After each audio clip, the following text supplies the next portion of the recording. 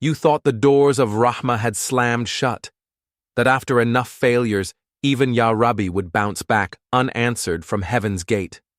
You whispered Ya Rabbi not for blessings, but for confirmation. Please, just let me know you're still listening. Just don't ignore me. In sujood, you didn't pray for mercy. You just stayed low, forehead on the ground, not in devotion, but in the habit of making yourself small, unseen, unheard.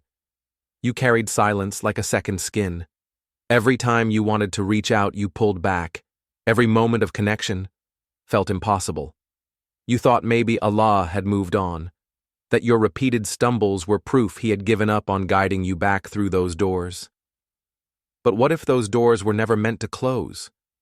What if beneath the silence, Allah was whispering, I have never stopped waiting for you. You thought faith meant unshakable consistency, that showing your falls meant you were failing Allah, but the pressure to stay upright, it distanced you from the one who catches the fallen. You apologized for your stumbles, for your silence, for the ache in your chest when you saw others' unwavering steps. You thought Allah wanted perfection, not your struggling heart.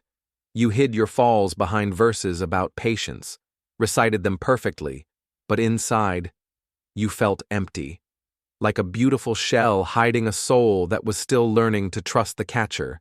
They said, just get back up, but getting up felt like a lie when your soul was screaming for rest. You felt guilty for falling when you were supposed to be strong. You stopped making dua for help, not because you forgot Allah, but because you felt too fallen to ask for rescue you thought you didn't deserve. You believed your falls disqualified you from Rahmah. That maybe you were too broken for even the most merciful to catch. Allah says, and He is the most merciful of the merciful. Al-Anbiya 21:107. His mercy is not for the perfect walker. It's for the one who stumbles and still calls His name. Your fall is not a sign of forgotten faith.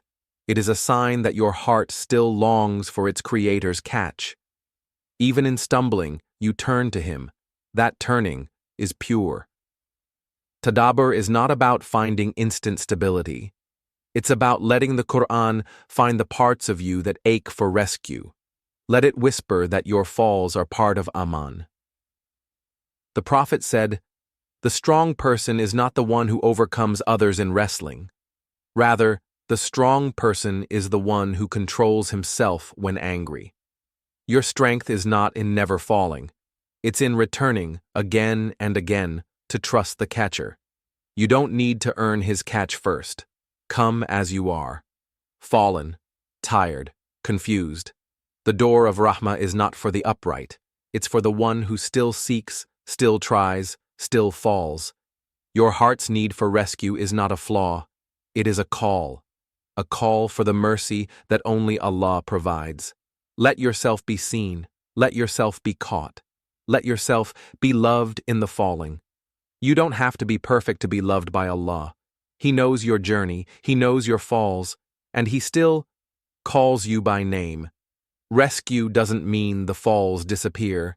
It means you no longer carry them alone. It means you can whisper Ya Rabbi and know He is already there, ready to catch. Your sujood is not empty. Your silence is not void. Every moment you turn to Him, even in fragments, was a thread weaving you closer to His Rahmah. You are not too fallen. You are not too broken. You are exactly where His mercy was meant to find you, and that mercy starts with breath. Let go of the need to be upright. Let go of the fear of being seen as fallen. Just breathe. Just be.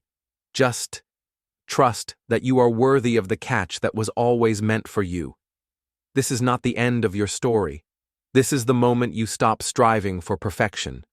This is the moment you remember the doors of Rahmah never close on seekers.